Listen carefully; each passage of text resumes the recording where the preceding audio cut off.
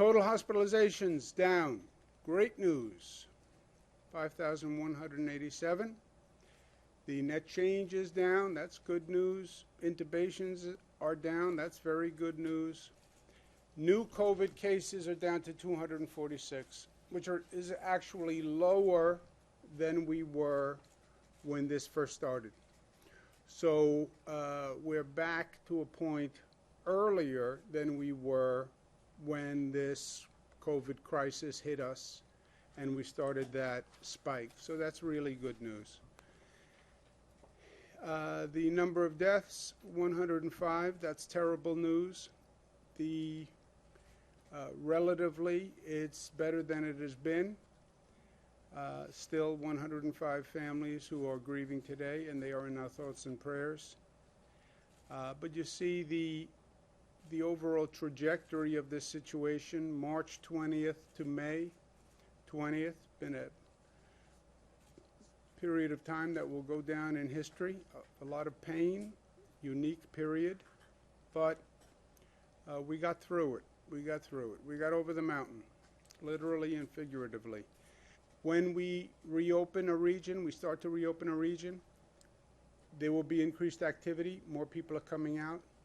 That does not necessarily equate to an increase in the number of cases. It does not have to be that increased activity means more cases. It tends to be true, but it doesn't have to be true. You can have more activity, and if people take the right precautions, you don't necessarily need to see a rise in the number of cases. And none of this is preordained.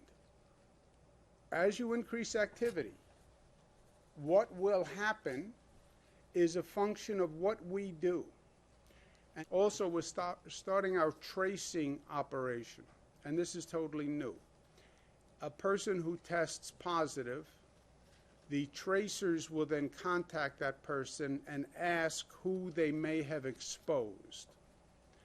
And you could get a phone call following up on this tracing information, saying you were with John Smith last night. John Smith is now positive. You may want to be tested. On your telephone, if you have one of the new fancy phones, which I do not, it will come up NYS contact tracing. You should answer that call. Another development that we're tracking, which is the COVID-related child illness. Ms. Russo's done great work on this. I believe, and I've said this from the start, this did not present as a COVID situation because it's not respiratory. And we were told early on that children are not affected by COVID, and that was one of the pieces of news that actually reduced anxiety early on. We're now starting to see that children who test positive for COVID or test positive for COVID antibodies are developing these inflammatory symptoms. Inflammation of the blood vessel, inflammation of the heart, but it's quite serious, and we've lost a number of children. New York State Department of Health was the first to really investigate this. The more they investigated, the more cases they found. Last Thursday, there were 7 countries that also investigated and found cases. There were 17 states that found cases, okay? This was last Thursday. Today, there are 13 countries and 25 states. This is one of those situations where the more they look, I believe the more they're going to find. Summer school is not going to open statewide for in-class teaching. It will be through distance learning, and meal programs and child care services for essential employees will continue. As in terms of opening up school for the fall, it's still too early to make that determination. Downstate beaches that are open tomorrow: Jones Beach, Sunken Meadows, Hither Hills, Robert Moses. They're on Long Island. Those beaches open at 6 a.m., they close at 9 p.m. Swimming is allowed from 9 a.m. to 5 p.m., and there's Lake Welch Beach in Harriman State Park. Just a note on these beaches, there are certain rules on beaches that are operating, primarily 50% capacity, and then social distancing on the beach. No contact activities, obviously.